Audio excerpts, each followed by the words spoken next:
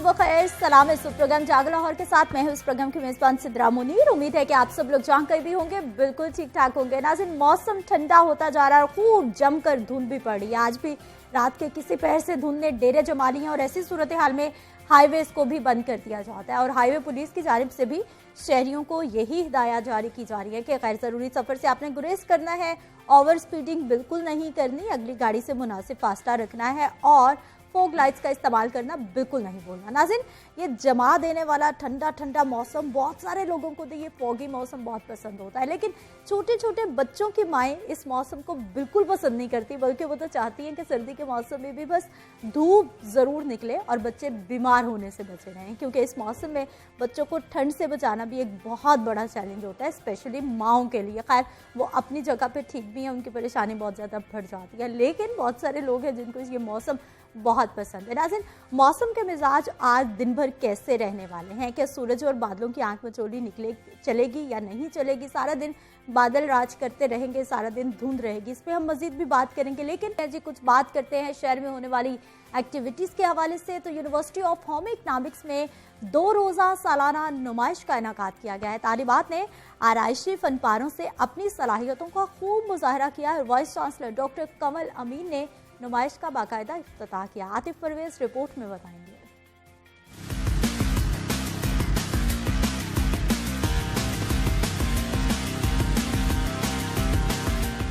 तालिबात की फनी सलाहियतों का इजहार। यूनिवर्सिटी ऑफ होम इकनॉमिक्स में सालाना 2 रोज़ा नुमाइश। FPCCI के अहदेदार उमर सलीम और वाइस चांसलर डॉक्टर कमल अमीन ने नुमाइश का इफ्तिताह किया।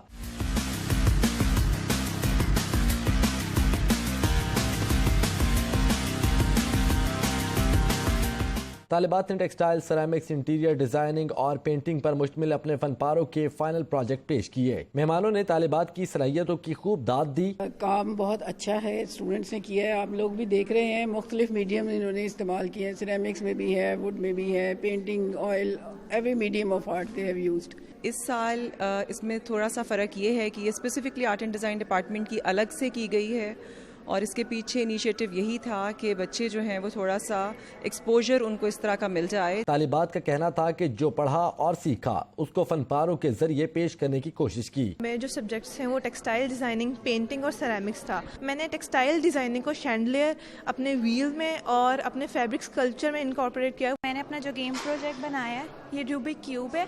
इसमें हमने डिफरेंट टेक्सटाइल्स की टेक्निक्स को कॉपरेट करते हुए हमने अपने प्रोजेक्ट को कंप्लीट किया। मैंने अपने टेक्सटाइल डिज़ाइनिंग के प्रोजेक्ट के लिए एक डोर डिज़ाइन किया है, जिसके अंदर मैंने वुड के ऊपर डाइंग की है और उसके ऊपर टेराकोटा के ऑर्नामेंट्स लगाए हैं। नुमाइश में 20 तालिबात के 60 से ज्यादा प्रोजेक्ट पेश किए गए। कैमरामैन बाबर रियाज के साथ आतिफ परवेज, लाहौर न्यूज़।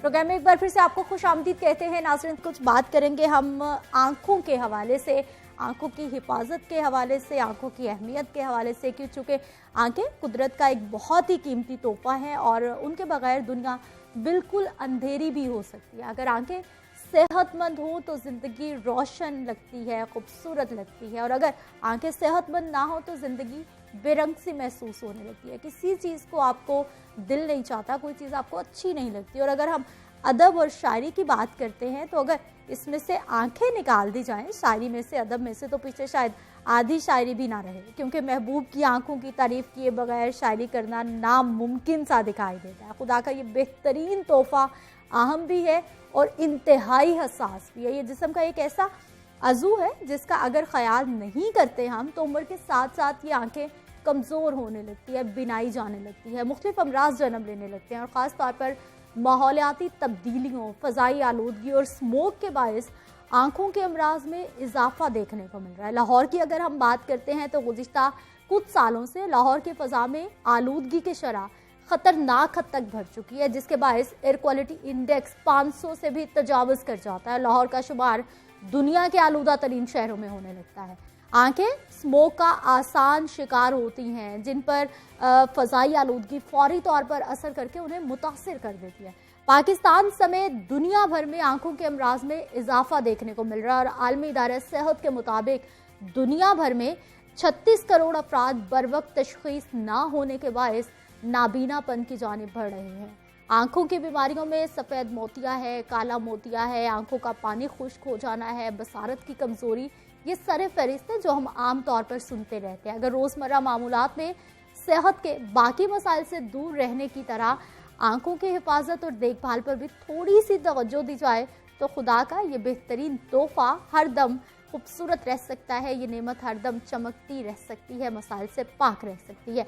आंखों की हिफाजत करनी कैसे है, ख़ास तौर पर सर्दी के मौसम में जब लाहौर जैसे शहर में फ़ज़ाई आलूदगी बहुत ज़्यादा बढ़ गई है। आंखों के कौन कौन से अमराज हैं और उनका तरीका इलाज कितना जदीद हो चुका है, इन तमाम मामलात पे हमने बात करनी है। जी, हमारे साथ मौजूद हैं डॉक्टर नासिर चौधरी साहब हैं, माहिर अमराज चश्म हैं। आप सर प्रोग्राम में आपको खुश आमदीद कहते हैं। डॉक्टर साहब, सबसे पहले तो हमें ये बताइए कि कोई मौसम का फ़र्क पड़ता है कि गर्मी के मौसम में लोगों को आई के प्रॉब्लम ज़्यादा होते हों या फिर सर्दी के मौसम में ज़्यादा होते हों?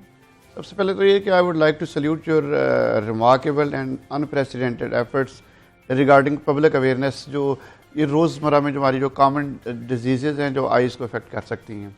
अब जो आपका क्वेश्चन है दैट इज़ वेरी पर्टिनेंट कि स्पेशली अगर आप ये चेंजिंग वेदर में सर्दियों में आप देखें और विद द ये जो एडवेंट ऑफ जो स्मोक है, ठीक है, स्मोक जैसा कि हम जानते हैं कि जो नाइट्रोजन ऑक्साइड निकलती है, चाहे वो इंडस्ट्रियल वेस्ट है या गाड़ियों के व्हीकल्स से, और जब इनके साथ सूरज की जो सन रेज हैं वो जो अल्ट्रा वायलेट रेज जब इनके साथ कंबाइन करती हैं तो वो एक स्मोक की शक्ल जो ग्राउंड लेवल ओजोन की शक्ल बना लेती हैं। तो इसमें बेसिकली कि ऑफ कोर्स इसमें हमें अपने आइज़ को प्रोटेक्टेड रखना है। अगर नहीं रखेंगे तो होता ये है कि खुदा न साहब की आंखों को सुर्खी, खारिश, पानी निकलना और इवन जो एलर्जिक कंजक्टिवाइटिस, ठीक है, कि लेटर ऑन भी आपकी आइज़ को इफेक्ट कर सकता है। ठीक है, वो आप ऐसा फील करेंगे जैसे आंख के अंदर कोई चीज़ पड़ी, फॉरन बॉडी सेंसेशन है, आप बार बार मसलते हैं और आंखें रेड हो जाती हैं। ठीक है, और ऐसे में देखें ना, ज़ाहिर of course being a female लड़कियों के लिए तो ये कि इवन कॉन्टैक्ट लेंसेज आप इन दिनों में यूज़ नहीं कर सकती अगर आप कॉस्मेटिक पर्पज़ के लिए या रिफ्लेक्टिव पर्पज़ के लिए यूज़ कर रहे हैं। तो इन दिनों में आपने फिर ऑफ कोर्स आपका जो नियर वर्क है, आप मोबाइल यूज़ करती हैं, कोई डिवाइस यूज़ करती हैं, तो उसमें भी आपके लिए इरिटेबल आइज़ का ये एक सबब बनेंगे। डॉक्टर साहब, अब मामला ज़्यादा नहीं बिगड़ता जा रहा, जितना बच्चे टीवी देख रहे हैं या फिर गैजेट्स का इस्तेमाल कर रहे हैं, मोबाइल्स का इस्तेमाल कर रहे हैं, आंखों की सेहत ज़्यादा बिगड़ती जा रही है? बिल्कुल, उसमें लेकिन ऑफ कोर्स उसमें आप जैसा कि हमारी आजकल देखेंगे हमारी जो न्यूट्रिशन है उसमें जो इम्प्योरिटीज़ आ गई हैं वो भी एक बहुत बड़ा सबब है, और उसमें ऑफ कोर्स जो बच्चों की डेवलपमेंट अफेक्ट होती है। और इस असना में फिर आपको जो ज़ाहिर आप जो डिवाइसेस यूज़ करते हैं, बच्चे मोबाइल्स पे गेम है, डिवाइसेस पे गेम है, फिर ऑफ कोर्स ये कोरोना की वजह से जो वर्चुअल जो ऑनलाइन आपकी जो स्टडीज़ हैं, ऑनलाइन क्लासेस का आगाज़ हुआ, उस वजह से रिलेटिवली पहले की निस्बत जो हमारे पास बच्चों के अमराज हैं वो रिलेटिवली बढ़ गए हैं। उसमें क्योंकि ज़ाहिर है जिन बच्चों को, क्योंकि बच्चे आमतौर पर बता नहीं सकते कि उनको आँख की जो कंडीशन के बारे में, तो जिनको कोई लेटेंट या कोई प्री एग्जिस्टिंग रिफ्रैक्टिव एरर होता है वो इन डिवाइसेस को ज़्यादा यूज़ करने की वजह से वो बढ़ जाती है, और जिनको नहीं भी होता वो लिटरेचर में भी है और कई स्टडीज़ में ये इस्टेब्लिश्ड है।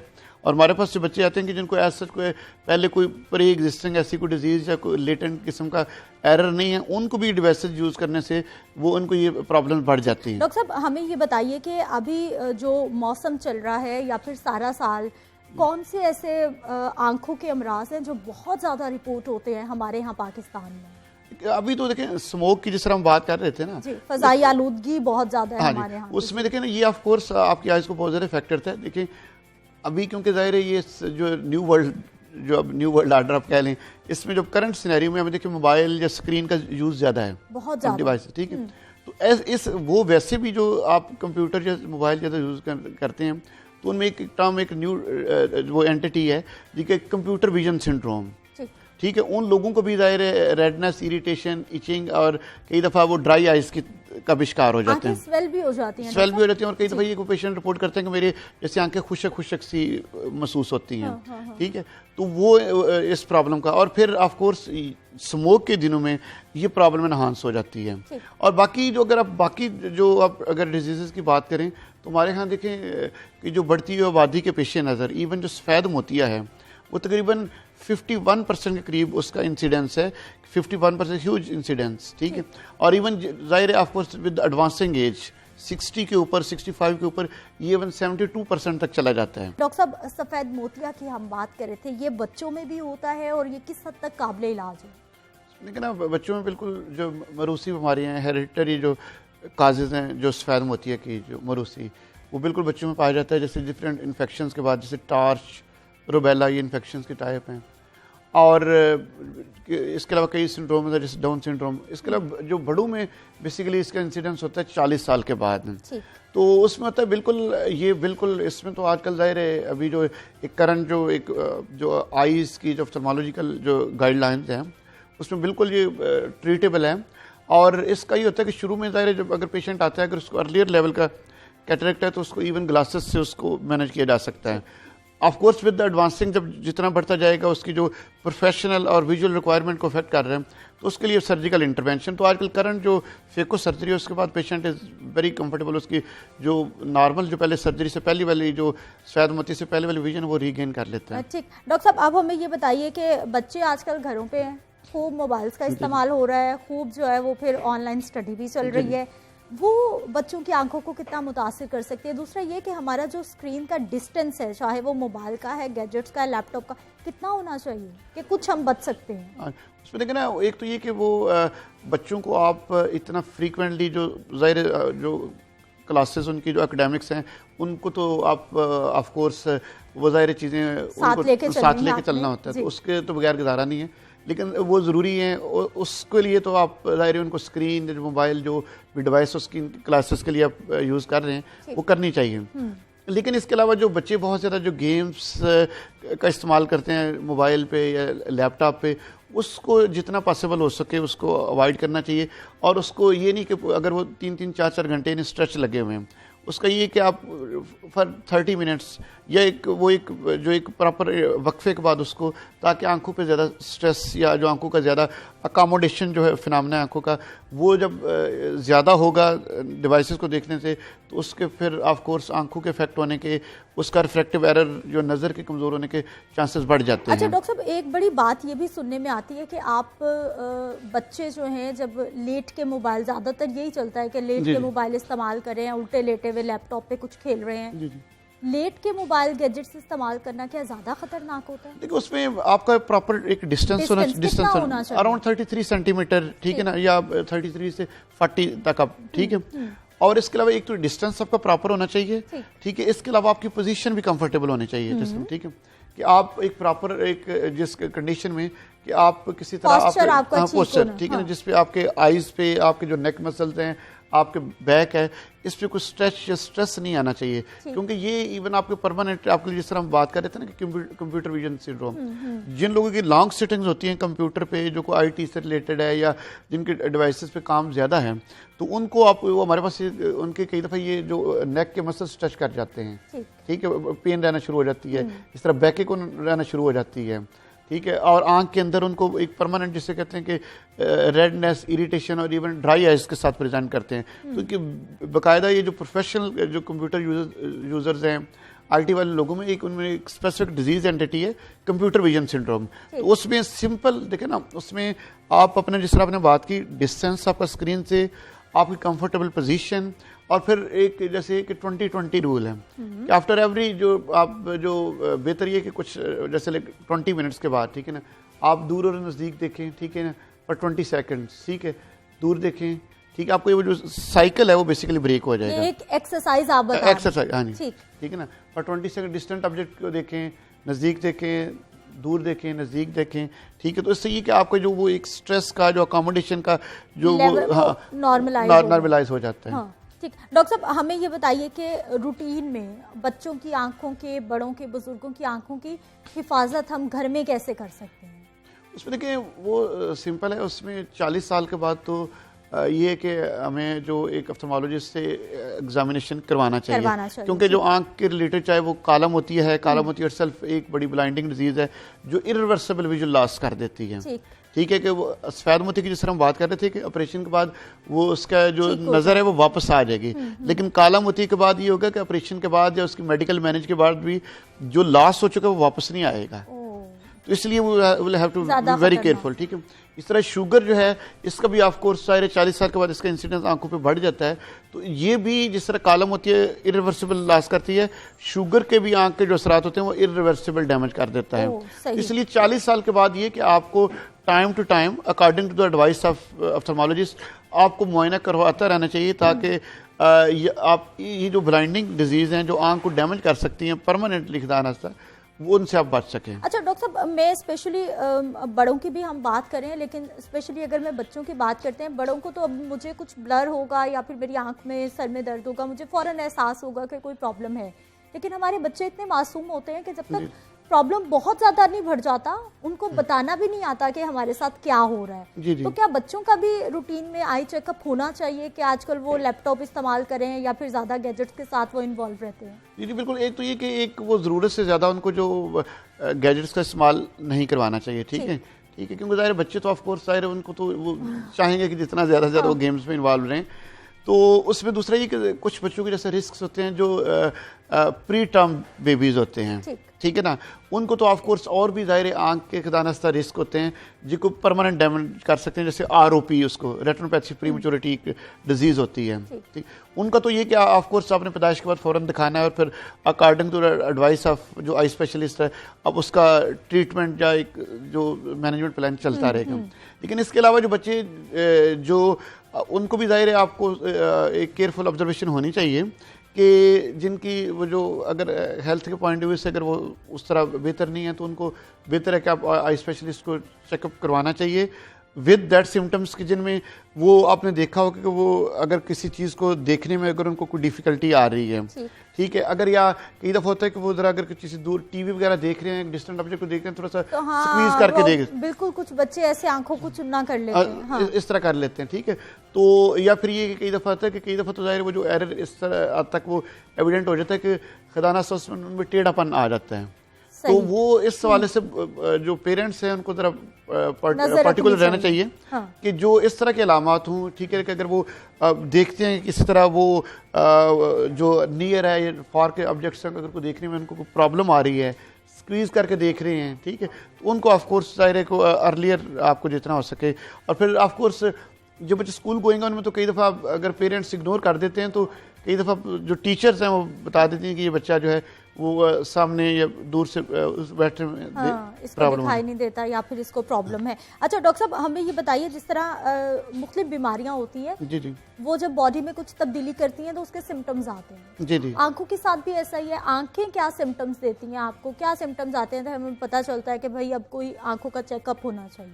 देखिए उसमें बिल्कुल इसमें बहुत सारी डिजीज़ में जो अपेरेंट सिम्टम्स जो अलामत आती हैं, ठीक है, जैसे अगर हम काला मोती की बात कर रहे थे, ठीक है, तो काला मोती की हर कई इकसाम है, उसमें जो पेशेंट की जो प्रेजेंटेशन हो सकती है, पेशेंट आपको ये भी कहेगा मुझे मेरी नज़र कम हो गई है, ठीक है, कि मुझे रोशनी की गिरदार ये दिखाई देने वाले ये तो डायरेक्ट सिम्टम्स है ना कि आपको कुछ ब्लर हो रहा है या दिखा। इसके अलावा मैं पूछ रही हूँ कोई सर में दर्द, कोई आपके मसल्स में खिंचाव या कोई और फीलिंग्स, उनके ये वाले सिम्टम्स की मैं बात कर रही हूं। वो तो उनके पहले मैं बात कर चुके। उसमें देखें पेरिएकुलर पेन ऑफ कोर्स होगा, ठीक है, ये सामने मेरा सर का हिस्सा ये पेशेंट रिपोर्ट कर सकता है भारी होगा।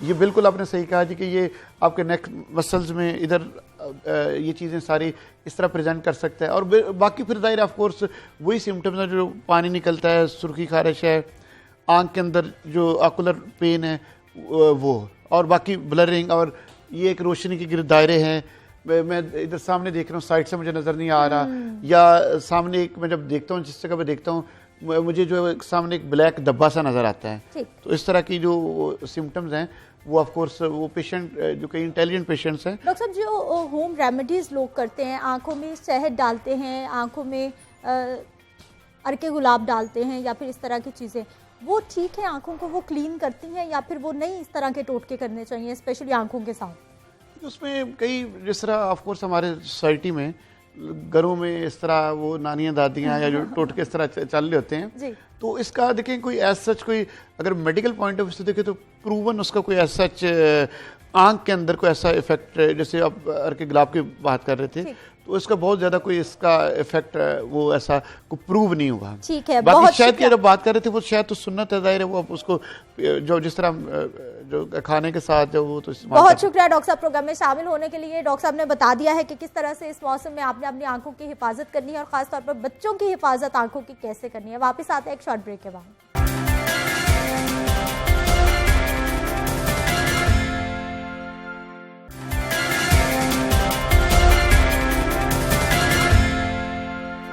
प्रोग्राम में एक बार फिर से आपको खुश आमदीद कहते हैं नाज़रीन। कोई भी कौम, कोई भी सोसाइटी, कोई भी मुआशरा लोगों से मिलकर बनता है और हर मुआशरे की बुनियादी इकाई खानदान को समझा जाता है और खानदान अफराद से मिलकर बनता है। खूनी रिश्तों की कशिश जब चंद अफराद को एक साथ एक छत तले रहने पर मजबूर कर देती है तो एक खानदान बनता है। उसकी इब्तिदा वालिदैन मिलकर करते हैं, जिनकी यही कोशिश होती है, सबसे बड़ी यही ख्वाहिश होती है कि अपना एक घर बनाएं जिसमें उनके बच्चे महफूज और आरामदेह ज़िंदगी बसर करें और सब इत्तफाक मोहब्बत के साथ इकट्ठे रहें। और फिर सब भाइयों की जब शादियां होती हैं, उनकी बीवियां आती हैं, उनकी बीवियां बच्चे भी फैमिली का हिस्सा बनते जाएं और ख़ानदान फलता फूलता रहे। ऐसे जामे खानदान के सिस्टम को मुश्तरका खानदानी निज़ाम कहा जाता है, जॉइंट फैमिली सिस्टम कहा जाता है।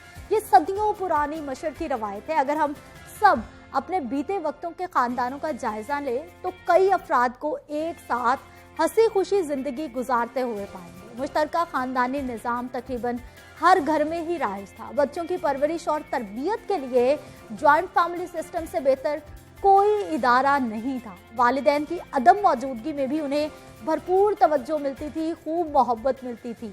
दादी अम्मा की कहानियाँ बच्चों की अखलाकी तरबियत करने में बहुत अहम रोल प्ले करती थी और ये बुजुर्ग ही होते हैं जो बच्चों को अच्छे बुरे में तमीज़ भी सिखाते हैं और साथ ही साथ मज़हब के बारे में मालूमात फराहम करते हैं, मज़हब की तालीम भी देते हैं। मगर आज के जदीद दौर में मुश्तरका ख़ानदानी निज़ाम का रुझान बहुत कम होता जा रहा है और आज जहाँ ख़ानदान में एक दूसरे के लिए अदम बर्दाश्त बढ़ गई है, वहीं खूनी रिश्ते कमज़ोर होते जा रहे हैं। आज ये आलम है कि बेटे की शादी होती नहीं और वो अपने लिए अलग घर का मुतालबा करने लगता है। वालिदैन और घर के बुजुर्गों की खिदमत जो कभी शौक़ से की जाती थी, खिदमत खल्क समझ के की जाती थी, अपनी जिम्मेदारी अपना फ़र्ज समझ के की जाती थी, अब वो मजबूरी बन चुकी है। जॉइंट फैमिली सिस्टम के क्या क्या फ़ायदे हैं, क्या क्या नुकसानात हैं, कौन सा निज़ाम बेहतर है, इस पे बात करने के लिए आज हमारे साथ मौजूद हैं जी डॉक्टर बिस्मा एजाज हैं, माहिर नफ्सियात हैं। आपको डॉक्टर साहबा प्रोग्राम में खुश आमदीद कहते हैं।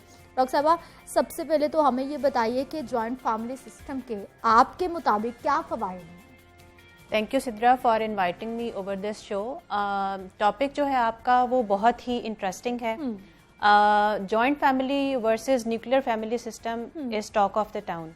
बेसिकली हम जिस बैकग्राउंड से बिलोंग करते हैं, आप हैं या मैं हैं, हम सब एक ऐसी फैमिली से परवरिश पाते हुए आए हैं जहाँ पे हमने दादा, नाना, चचा, मामू इन सब के साथ अपनी लाइफ गुजारी है और इन्हीं के साए के नीचे चलते हुए हम अपनी बहुत सारी चीज़ें हमने सीखी हैं। लेकिन आजकल के दौर में मैं ये देखती हूँ कि हमारे बच्चे जो हैं वो आइसोलेटेड रहना पसंद करते हैं। उनको कोई बड़ा कुछ कहे ना, उनके ऊपर कोई रिस्ट्रिक्शंस ना हो, उनको कोई पूछने वाला ना हो, ये उनको बहुत पसंद है चीज़। इसकी मेजर रीज़न क्या है? वेस्टर्न कल्चर और वेस्टर्न सिविलाइजेशन का हमारी सोसाइटी पे इम्पैक्ट। वो इसलिए कि हम जो मीडिया से हमें एक्सपोजर मिल रहा है, हम बाहर के मुल्कों के जो ड्रामे देख रहे हैं, हम बाहर के मुल्कों की जो मूवीज़ देख रहे हैं, उनमें तो ये बहुत इंपॉर्टेंट एक एलिमेंट है ना कि जैसे ही बच्चा जो है वो थोड़ा सा अपने पाँव पे खड़ा होना शुरू होता है, वो फ़ौरन से अपने माँ बाप के साए से ही दूर हो जाता है। तो नाना, दादा, चचा, मामू इन सबको तो बिल्कुल आप दूसरी कैटेगरी में लेके आए ना। बिल्कुल। तो हमारे बच्चे भी जो हैं वो इस सोसाइटी के इफेक्ट से बहुत ज्यादा इम्पैक्ट ले रहे हैं, which is obviously producing very negative consequences on their mental development. वैसे आप पर्सनली क्या पसंद करती हैं? पर्सनली मैं तो, मेरा सारा बचपन अपने बड़ों के साथ गुजरा है और मेरा जो अब भी घर है वो भी एक जॉइंट फैमिली सिस्टम में है। तो मुझे तो बहुत अच्छा लगता है कि घर में बहुत सारे लोग हों, बहुत सारे बच्चे हों और घूमते फिरते नजर आते रहें। भी हो जाती है, कोई इख्तलाफ राय भी हो जाता है, लेकिन फायदे भी बहुत सारे होते हैं जो कि लोग भूल जाते हैं। इसी पे बात करेंगे जी। हमारे साथ मौजूद है प्रोफेसर डॉक्टर आयशा जलील साहिबा हैं, माहिर समाजियात हैं। आपको प्रोग्राम में खुश आमदीद कहते हैं। डॉक्टर साहिबा, सबसे पहले तो मेरा आपसे भी यही सवाल है कि आपका पर्सनली पसंदीदा कौन सा सिस्टम है, न्यूक्लियर या फिर जॉइंट फैमिली सिस्टम? अस्सलाम वालेकुम, गुड मॉर्निंग फ्रॉम कराची जी। तो thank you very much for inviting me in your show सबसे पहले तो। और दूसरा जो आपका सवाल है वो ये है कि मेरे ख्याल से डिपेंड करता है कि किस तरह की फैमिली है, लोग किस तरह के, उनकी नेचर किस तरह की है और उनकी जो सोशली जो उनकी कमिटमेंट्स हैं उस पर कौन सा फैमिली सिस्टम सूट करता है। ठीक है, तो मुझे ऐसा लगता है कि अगर पेरेंट्स वर्किंग हैं दोनों, तो उनके लिए बड़ा मुश्किल हो जाता है कि वो बच्चों की तरबियत में उनको टाइम दे सकें और उनको जो वैल्यू ट्रांसमिशन का प्रोसेस है हमारी सोसाइटी का, वो उनको प्रॉपरली नॉर्म्स और वैल्यू सिखा सके। तो उसमें मेरे ख्याल से जॉइंट फैमिली सिस्टम बड़ा सूटेबल है, ताकि आपके बच्चे जो हैं वो आपकी लैंग्वेज जो आपकी बेसिकली जैसे हमारी पंजाबी लैंग्वेज है वो घरों में अमूमन नहीं बोली जाती बच्चों के साथ, और हम लोग उर्दू बोल रहे होते हैं, बाहर हम स्कूल्स में इंग्लिश बोल रहे होते हैं। तो वहाँ पर ये बहुत इंपॉर्टेंट है कि ग्रैंड पेरेंट्स जो है वो बच्चों को आपकी लैंग्वेज ट्रांसमिट कर सकें और साथ में उनकी तरबियत हो सके। और इसके लिए आई थिंक कि जॉइंट फैमिली सिस्टम जो है प्रेफरेबल। डॉक्टर बिस्मा साहबा, मुझे ये बताइए कि जैसा कि इन्होंने अब लैंग्वेज की बात की है, हमारे बहुत सारे घरों में मैं खुद आई विटनेस हूँ इस चीज़ की कि छोटे बच्चों को नाना नानी दादा दादी से दूर रखा जाता है कि ये तो पंजाबी बोलते हैं, हमारा बच्चा तो स्कूल में अंग्रेजी सीख रहा है, इसकी तो जबान खराब हो जाएगी। हालांकि बच्चा तो उस टाइम पे 2-3 लैंग्वेजेस एट अ टाइम सीख सकता है। बेसिकली ये एक और डिलेमा है हमारी सोसाइटी का कि हम ये बिलीव करते हैं कि अगर हम इंग्लिश बोलेंगे तो हम पढ़े लिखे समझे जाएंगे, which is very bad obviously. अपनी मादरी ज़ुबान से दूर होना ये आपको इटसेल्फ बहुत सी वैल्यूज़ से, बहुत से ट्रेडिशन से पीछे ले जाता है। दादा दादी के साथ बैठना और उनसे पंजाबी में उनकी बातें सुनना, उनसे वो स्टोरी सुनना जो वो अपने बचपन से सुनते आए हैं, इसका एक बच्चे के मेंटल डेवलपमेंट पे इतना अच्छा इम्पैक्ट आता है। वो इस लैंग्वेज को तो सीखता ही है, लेकिन इससे जो मॉरल्स डेवलप हो रहे होते हैं, जो एक नतीजा निकल रहा होता है, वो उसको इतनी अच्छे जो जिसको कहते हैं ना कि ज़हनी तौर पे वो इतनी अच्छी चीज़ें सीखता है कि वो जो उसके आगे आने वाली लाइफ में उसको बहुत हेल्प करते हैं। तो मेरा तो ख्याल है कि जॉइंट फैमिली सिस्टम, जैसे अभी डॉक्टर साहबा ने कहा कि जो वर्किंग पेरेंट्स होते हैं उनको तो ऑब्वियसली बच्चों की केयर टेकिंग के लिए ज़रूरत होती है, तो आप उनको रिस्पेक्ट भी दीजिए और अपने बच्चों का ज़्यादा से ज़्यादा एक्सपोजर कराना चाहिए अब इन रिलेटिव से, ताकि वो पेरेंट्स के साथ साथ इन लोगों से भी ज़्यादा से ज़्यादा नॉलेज गेन कर सकें। बड़ों की कहानियों की बात हो रही है और बड़ों की जितनी भी कहानियाँ होती थी वो किसी अच्छी बात पे ख़त्म होती थी जो बच्चे के जहन में नक्श हो जाती थी हमेशा के लिए। डॉक्टर आयशा साहबा, हमें ये बताइए कि आप क्या समझती है, जॉइंट फैमिली सिस्टम में कितने फायदे हैं, कितने नुकसान हैं? देखिए, इसके बहुत सारे एस्पेक्ट्स हैं, फायदे भी हैं और नुकसान भी। चले हम कह लेते हैं कि नुकसान है, वो फैमिली सिस्टम की वजह से नुकसान नहीं है, ये जो हमारे इंटरपर्सनल रिलेशनशिप्स हैं ना, जिस तरह से हम चीजों को परसीव, बिल्कुल उसकी वजह से हमारे आपस के प्रॉब्लम्स होते हैं। अगर हम देखिए मॉडर्न सोसाइटी में क्या है, इंडिविजुअल की जो वैल्यूज हैं उनको ज़्यादा इंपॉर्टेंस दी जाती है। ठीक है, हमने मान लिया कि हमारा जो लाइफस्टाइल है वो मॉडर्न सोसाइटी की तरफ चला गया है, तो ज़रूरी नहीं है कि हम जो अपना फैमिली सिस्टम है ट्रेडिशनल उसको ख़त्म ही करें, उस स्ट्रक्चर को एज इट इज़ रखें और उसके अंदर रहते हुए जो लूप होल्स है या फिर उसकी जो शॉर्टकमिंग्स हैं हमें उनको एड्रेस करना चाहिए। अब फैमिली सिस्टम में अगर एक जगह आप लोग रह रहे हैं एक छत के नीचे, तो हर कोई एक दूसरे को स्पेस दे और इंडिविजुअल की वैल्यूज, उसकी जो सोशल मोबिलिटी, उसके डिसीजंस जो है वो उसके ऊपर छोड़ दें। अगर दिल को बड़ा करें तो जैसे बड़ों ने क्या फर्क पड़ जाएगा जी, अगर बहू आई है और उसने नमक का जो बॉक्स है वो शेल्फ नंबर 1 से मूव करके शेल्फ नंबर 3 में रख दिया है, तो ये इतना माइंड करने की बात ही नहीं है इसमें। तो आप दिल को थोड़ा सा बड़ा करें, एक दूसरे को स्पेस दें, तो चीज़ें आसान हो जाएं, एक साथ रहना आसान हो जाए। और दूसरा, अगर सोशोलॉजिकल पर्सपेक्टिव में मैं आपको बताऊं तो हमारी एक थ्योरी है सोशल एक्सचेंज थ्योरी। इसका मकसद बेसिकली ये है कि जो भी हमारे सोशल रिलेशनशिप्स हैं वो डिटर्मिन होते हैं म्यूचुअल एक्सचेंज के ऊपर। मेरी जो रोल्स और रिस्पॉन्सिबिलिटीज हैं towards others in the society, मैं वो पूरी करूं तो in exchange I will get something from them. ठीक है, तो इसी तरह से फैमिली में भी जो हमारे पेरेंट्स होते हैं वो सारी जिंदगी हमारे लिए अपनी जो लाइफ है उसे सेक्रीफाइस कर रहे होते हैं। ठीक है। तो जब उनको ज़रूरत पड़ती है ओल्ड एज में, वैसे तो हर एज में जैसे जैसे पेरेंट्स एजिंग कर रहे होते हैं हमें उनको सपोर्ट करना चाहिए, और वो हमसे क्या ज़्यादा मांग रहे होते हैं, उनको हमारा टाइम चाहिए होता है। अब टाइम देने का ये मतलब नहीं है कि आप बस सारा जो 24 घंटे हैं वो आप बाउंड है पेरेंट्स को देने, आपको अपने पूरे जितने भी इर्द गिर्द रिलेशनशिप्स है ना उन सबको मैनेज करना है प्रॉपरली, तो उनको भी टाइम देना है। और एक्सेप्टेबिलिटी की मैं तो कहूँगी बहुत ज़्यादा ज़रूरत है इंडिविजुअल्स को डोमेस्टिक स्फीयर में रहते हुए इन सारी प्रॉब्लम्स को जो जॉइंट फैमिली सिस्टम में पैदा हो जाती है। बिस्मा साहबा, अब बात आ गई है इंडिविजुअल्स पर कि अब इनफरादी तौर पर मैं या आप या कोई भी बंदा जो एक्ट करेगा ना, तो हम समझते हैं शायद ये सिर्फ हम तक महदूद रहेगा, वो हम तक महदूद नहीं रहेगा, हमारे आसपास जितने लोग बस रहे हैं इवन के उसका इम्पैक्ट पूरी सोसाइटी पर होगा डेफिनेटली। अब इनफरादी तौर पर ठीक हो जाएंगे हम, तो मेरा ख्याल है कि मामलात ठीक हो जाएंगे। वही कहते हैं ना कि चेंज हमेशा अपने अंदर लाने की कोशिश करनी चाहिए, इसकी बजाय कि आप दूसरों से एक्सपेक्ट करें कि उनके अंदर चेंज आए। उनको आप नहीं बदल सकते, बिल्कुल नहीं बदल सकते, और एक्सपेक्टेशन लगानी भी नहीं चाहिए। सबसे पहले कोशिश यही करनी चाहिए कि आप अपने बिहेवियर में, अपने बर्ताव में चेंज लेके आए, और उसकी वजह से दूसरे के अंदर आप चेंज आता हुआ महसूस करेंगे, वो आपको विजिबली नजर आएगा। आप माहिर नफ्सियात हैं, अब मेरे जहन में फौरन क्वेश्चन मार्क आया है, कैसे क्यों लोग अपने रवैयों में तब्दीली नहीं लाते? उनको पता है कि हम गुस्सा कर रहे हैं, हमारी वजह से पूरा घर डिस्टर्ब हो रहा है, हमारा कोई भी एक्ट है पूरा खानदान उससे मुतासिर हो रहा है। बिल्कुल, ये क्या ह्यूमन साइकी है कि समझने के बावजूद हम उन चीज़ों को नहीं छोड़ते? एक एलिमेंट होता है, एक टर्म है जिसको हम ईगो कहते हैं, हाँ। जो बहुत ही एक लूज टर्म है और डेंजरस है बिल्कुल, और बहुत आम जुबान का इस्तेमाल करने वाला लफ्ज़ है जो हम आम तौर पे अपनी डेली लैंग्वेज में भी यूज़ करते हैं। अब ये ईगो जो है, कहने को it's a 3 letter word, but it has a that much bigger impact कि वो इंसान की शख्सियत को खुद ब खुद तो बदलता ही है, बल्कि उसकी वजह से और लोग जो हैं उनका भी आपस में रवैया जो है वो उससे बहुत अफेक्ट होता है। दूसरी चीज़ है पेशेंस। हम लोगों के अंदर बर्दाश्त, टेम्परामेंटल कंट्रोल और सब्र जो है ना वो ख़त्म हो चुका है। हमें कोई एक बात ऐसी कहता है जो हमें बुरी लगती है, तो हम आगे से उसको 4 बातें सुनाने के लिए पहले से तैयार होते हैं। वो आधे लफ्ज उसके मुंह में होते हैं और हम समझ रहे होते हैं अगर हम ना बोले तो हम तो छोटे हो जाएंगे। अब फैमिलीज में ईगो और पेशेंस, ये दोनों चीज़ें ना होने की वजह से ये बच्चे जो हैं मेजॉरिटी ऑफ द टाइम ये सफ़र करते हैं।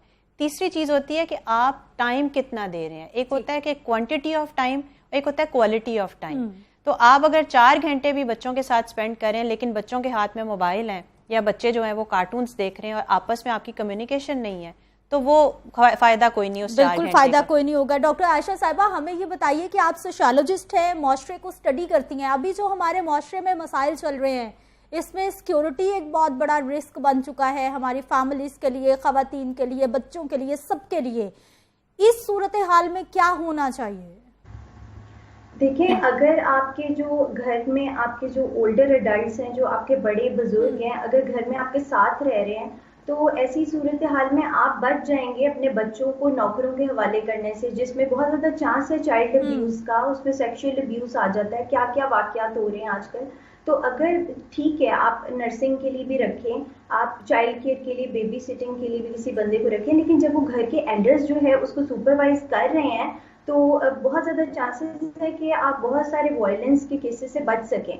तो और दूसरी चीज़ जो अभी मेरे जहन में आप बात कर रही थी, तो मेरे जहन में आ रही थी कि हम लोग जो है ना कंट्रोल करना चाहते हैं एक दूसरे को घर में जब रह रहे होते हैं एक जगह। तो जो खातून खाना है वो किचन के थ्रू पूरे घर को कंट्रोल कर रही होती है, हर इंसान को जो है उसी के थ्रू वो कंट्रोल कर रही होती है। तो वहाँ पे अगर हम ये देखें कि वो जो कंट्रोल है उसको बैलेंस कर लें, हम जहाँ ज़रूरत है वहाँ कंट्रोल किया जाए, और जहाँ पे ज़रूरत नहीं है, सिर्फ आपके सर के अंदर, आपके हेड के अंदर जो चीज़ें हैं उनको आप दूसरे के ऊपर इम्पोज करें, उसको खुद को रोक लें आप, तो वहाँ बहुत सारी चीज़ें जो है ना इख्तलाफात कम हो जाते हैं। अच्छा, अब आयशा साहिबा हमें ये बताइए अभी किया कैसे जा सकता है, क्योंकि ना तो कोई अपनी गलती मानने को तैयार है और जो चुप हो जाएगा वो ऐसा लगेगा जी मैं तो छोटा हो गया हूँ।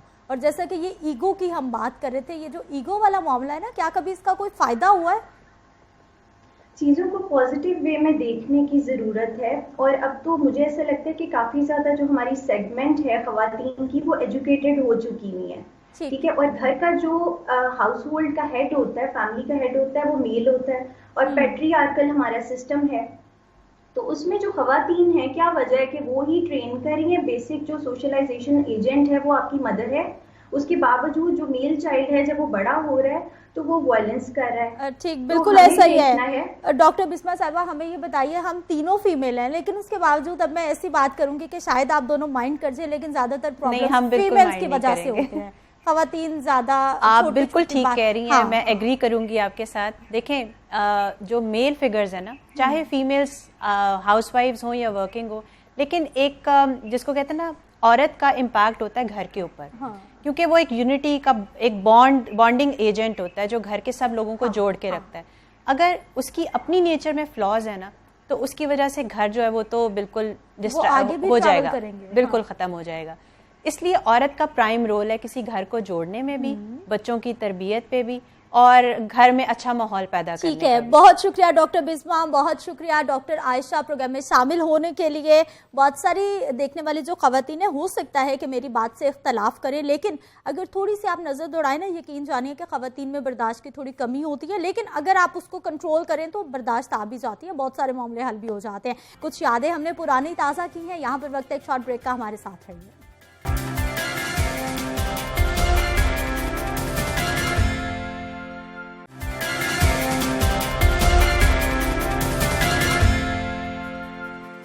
प्रोग्राम में एक बार फिर से आपको खुश आमदीद कहते हैं। नाज़रीन, कहते हैं कि शौक का कोई मोल नहीं होता, और जब इंसान किसी शौक को पाल लेता है तो शौक की तकमील के लिए जो भी करना पड़े वो कर गुजरता है। हर इंसान का कोई ना कोई मशगला ज़रूर होता है, कोई ना कोई शौक ज़रूर होता है, कोई ना कोई हॉबी ज़रूर होती है। नायाब और नादिर अशिया जमा करना तो अक्सर लोग मशगला पाल लेते हैं। कोई डाक टिकट जमा करता है तो कोई मशाहिर के खतूत जमा करने का शदाई होता है, किसी को कुतब जमा करना बड़ा अच्छा लगता है तो कोई कीमती पत्थर जमा करना उसको बड़ा पसंद होता है। इससे ज़रा ऊपर जाएं तो कोई तारीखी सामाने आराइश का दिलदादा होता है, किसी को मूर्तियाँ जमा करने की लगन होती है, लोग कीमती घड़ियाँ जमा करने को भी बड़ा पसंद करते हैं, पुरानी तस्वीर को। और ये मशगला इंतहाई मुश्किल है क्योंकि कदीम अशिया जमा करना आसान काम नहीं है। आज आपकी मुलाकात एक ऐसे ही नौजवान से करवाते हैं जिनको तारीखी, सकाफती और नायाब सिक्के और करेंसी नोट जमा करने का शौक है, और इसी शौक में वो इतना कुछ जमा कर चुके हैं कि पूरा एक अजायब घर सजा सकते हैं। कई साल के तवील सफ़र, लगन, मेहनत और शौक के बायस इन्होंने इतना कुछ इकट्ठा किया है। उनमें से कुछ चीज़ें आज हमारे सेट पे भी मौजूद है, इन्हीं से हम बात करेंगे। हमारे साथ मौजूद है जी शकील अहमद खान साहब हैं। आप south Asian coins record holder हैं और Guinness book of world record में अपना नाम दर्ज कराने के लिए कोशा भी हैं। शकील, प्रोग्राम में आपको खुश आमदीद कहते हैं। क्या हाल है आपका? जी अल्हम्दुलिल्लाह, बहुत। शकील, सबसे पहले तो मुझे ये बताइए, ये इतना मुश्किल मुझे तो देख के लग रहा है, कितना टाइम लगा, कैसे आगाज़ हुआ? जी बस कोई 15 या 18 साल कबल जो है ना, ये इसका आगाज़ हुआ था। पहले तो बस ऐसे ही इसको के सिक्के जमा करने हैं, उसका ढेर लगाने का शौक था कि मेरे पास ज़्यादा चीज़ें हों। लेकिन बाद में जब इसका असल कॉन्सेप्ट मुझे पता लगा हॉबी का, कि हॉबी बाकायदा पूरे जो जितने भी हमारे डेवलप कंट्रीज़ है उसमें बाकायदा इसको बड़े एक ऑर्गेनाइज फॉर्म में किया जाता है, तो फिर मैंने सोचा क्यों ना इसको एक ऑर्गेनाइज फॉर्म में किया जाए। फिर मैं शुरू ये सफ़र हुआ कि मैंने इसको बड़े मुनज़्ज़म अंदाज में करना शुरू किया। फिर मैंने इस पर थोड़ी सी रिसर्च और अपना इल्म बढ़ाया, तो फिर मैं अल्हम्दुलिल्लाह ये एक सफ़र चलता रहा। फिर अभी कितने ममालिक के आपके पास करेंसी नोट और सिक्के हैं? जी अल्हम्दुलिल्लाह, कोई दुनिया का ऐसा मुल्क नहीं है कि जिसके सिक्के या करेंसी नोट्स मेरी कलेक्शन में ना हो। ऑलमोस्ट पूरी दुनिया में जितने ममालिक हैं, इवन इसमें वो मुल्क भी शामिल हैं जो कभी माजी में ख़त्म हो चुके हैं, माजी मुल्क हुआ करते थे या बरतानिया के ज़ेरे तसल्लुत कॉलोनीज़ थी, मैंने उनके भी सिक्के करेंसी नोट्स जमा किए हैं। अच्छा, ये टीपू सुल्तान, सिकंदर आज़म और यानी जो मुगल गुजर चुके हैं, मुसलमान शहंशाह गुजर चुके हैं, आपके पास उस दौर की करेंसी भी है। कितना आसान था ये सब जमा करना? जी आसान तो नहीं था, लेकिन था तो एक मुश्किल टास्क था। लेकिन मैंने एक चीज़ देखी है कि जब इंसान एक जुनून या पैशन के साथ किसी चीज़ को शुरू करे ना, और फिर उसको वो एक स्ट्रगल के लिए तैयार हो उसके लिए, तो वो चीज़ें फिर आसान भी हो जाती हैं। तो उसमें एक जुनून था कि मैं इन चीज़ों को करूं, और स्ट्रगल तो बहुत ही डेफिनेटली अल्लाह ताला आपकी मदद करते हैं, जी आपके रास्ते बनते चले जाते एग्जैक्टली वो फिर आपने साबित करना होता है अपना जुनून जो है ना। अच्छा, मुझे इतना पूरी दुनिया की करेंसी के बारे में तो ऑब्वियसली मुझे नहीं पता हो सकता, लेकिन पाकिस्तान के ये मैं कुछ आपको नोट दिखाना चाहूँगी। ये 5 रुपये का नोट, ये तो खैर आपने भी देखा होगा, अभी रिसेंटली नया है, उसके बैक पे ये 5 का है, फिर 50 का है, 100 का, यानी जो पुराने नोट होते थे वो भी है। और इनमें ख़ास तौर पर ये वाले जो नोट है ना, ये हमें शकील बताइए कि इनकी क्या खास बात है। जी, ये 1947 का करेंसी नोट है जो पाकिस्तान ने बरतानिया का नोट था एक्चुअली ये, और पाकिस्तान ने 1 साल ये इस्तेमाल किया था। अच्छा, ये देखिए आप इस बताइए अभी आपके हाथ कैसे लगा जी, कैसे ढूंढा आपने? ये जो चीज़ें होती हैं ना, जुनून रास्ते आसान करता है, वरना इन चीज़ों तक रसाई आसान नहीं होती। आपका जुनून, और ये 2 रुपए का नोट जी 2 रुपए का नोट है एग्जैक्टली, और ये रेयर नोट है बहुत ज़्यादा। इसी तरह दूसरे जो नोट हैं आपके पास 50-60 की दहाई के हैं, 50 रुपए के वो नोट हैं। तो ये जो नोट था ये देखिए इस पे हुकूमत पाकिस्तान लिखा हुआ, लेकिन तस्वीर अगर आज पे देख सके तो ये किंग जॉर्ज की है, बिल्कुल अंग्रेज की तस्वीर है। एक्चुअली हमने 1 साल जो है ना वो बरतानिया के करेंसी नोट, क्योंकि हमारे पास फौरी पार्टीशन के फौरी बाद हमारे पास कोई ऐसी वो नहीं था सिस्टम। ये अब 50 रुपए के नोट हैं। ये कब के? जो ये आपको इन्फॉर्मेशन भी प्रॉपर है हर जी, अल्हम्दुलिल्लाह हर चीज की जो है ना। ये देखिए जी, ये 50 रुपए के दो, ये पहले पाकिस्तान के जो करेंसी नोट्स जारी हुए थे 50 रुपए के, ये यानी कि 60 की दहाई में जो है ना पहले करेंसी नोट्स जारी हुए थे, ये उसके हैं। गुलाम इसहाक खान साहब उस वक्त थे गवर्नर, और इसके अलावा जो है मतलब शुजात अली हसनी साहब थे, तो ये उनके दौर में जो करेंसी नोट्स। अच्छा शकील, अब हमें ये बताइए कि आप एक तो रिकॉर्ड अपने नाम कर चुके हैं, जी, अभी मजीद क्या करना चाहते हैं? जी, मेरा ये टारगेट है कि मैं कोई गिनीज वर्ल्ड रिकॉर्ड के लिए काम कर रहा हूँ कि पाकिस्तान के लिए कोई ऐसी ऑनर और टाइटल जो है वो ले सकूँ, क्योंकि अब इस पर इतनी स्ट्रगल कर चुका हूँ। तो मैंने कहा थोड़ा सा और मजीद इस पर स्ट्रगल कर ली जाए, इसको फाइनल किसी जगह पे जो है ना लेके जाया जाए। तो उसके लिए मैं अल्हम्दुलिल्लाह गिनीज वर्ल्ड रिकॉर्ड के लिए भी कर रहा हूँ काम अल्हम्दुलिल्लाह। सही। अच्छा, इसके अलावा हमें ये बताइए कि मेंशन्ड है कि पूरे पाकिस्तान के 4 ऐसे अजायब घर हैं जहाँ पे आपने बाकायदा आपके कॉर्नर्स हैं। जी अल्हम्दुलिल्लाह। कसूर म्यूजियम में बाकायदा एक पूरी गैलरी है जी, उसमें मेरा बाकायदा नाम भी लिखा हुआ है। इसी तरह एक गैलरी सैयद कासिम अली शाह फाउंडेशन के अंदर है, वो पाकिस्तानी जितने भी पुराने करेंसी नोट्स हैं, मेडल्स हैं और डाक टिकटें हैं, उसके हवाले से मैंने वो वहाँ पे गैलरी बनी हुई है। फिर एक और प्राइवेट म्यूज़ियम है, उसमें भी मेरा नाम मेंशन है। फिर लाहौर में एक म्यूज़ियम है, उसमें भी मैंने कुछ चीज़ें डोनेट की हुई हैं। 4 गैलरीज में जो है अल्हम्दुलिल्लाह। अभी जो पीसीबी जो गैलरी है उसमें भी मेरा अल्हम्दुलिल्लाह मेरे नाम से एक मेडल जो है वहाँ पे इमरान खान साहब का जो है वो डिस्प्ले होने जा रहा है। वो भी आपको भी लास्ट वीक में पीसीबी की जानिब से पीसीबी चेयरमैन साहब ने मुझे बुलाया था, तो वो एक मेडल था, वो मैंने इनको डोनेट भी किया है। वो भी अभी पीसीबी गैलरी में भी अल्हम्दुलिल्लाह मेरा नाम और तस्वीर जो है वो अल्हम्दुलिल्लाह वैसा हो जाएगा। अच्छा, ये आपके सामने भी कुछ करेंसी नोट्स हैं, ये मौजूदा भी हैं पुराने भी हैं, सारे आपने जमा जी मौजूदा पुराने 100 साल से जायद भी पुराने करेंसी नोट्स हैं मेरे पास। इस तरह सिक्कों की बात करें तो जो कबल मसीह से लेके 700 कबल मसीह से मैंने ये कॉइन्स जो है उसकी तारीख को कलेक्ट करना शुरू किया। तो फिर ये जितने भी मशहूर बादशाहें हैं, वो मुस्लिम डायनेस्टीज़ थी, जिस तरह उम्वी है, अब्बासी है। ठीक है, बहुत शुक्रिया शकील अहमद खान साहब प्रोग्राम में शामिल होने के लिए। हम आपको बेस्ट ऑफ लक कहते हैं, आपके लिए दुआगो हैं कि आप जो भी चाहते हैं वो ज़रूर पूरा हो और पाकिस्तान का नाम रोशन हो। लेकिन ये जो अरेंजमेंट्स है ना, और जिस तरह से इनको संभाला गया है बाकायदा लैमिनेशन करके, यकीनी तौर पर तारीफ के काबिल है। नाज़रीन, मुझे आपने इजाज़त देनी है। इंशाल्लाह कल सुबह 9:05 पर मेरी आपसे फिर से मुलाकात होगी। अपना ख्याल रखिएगा। अल्लाह निगहबान।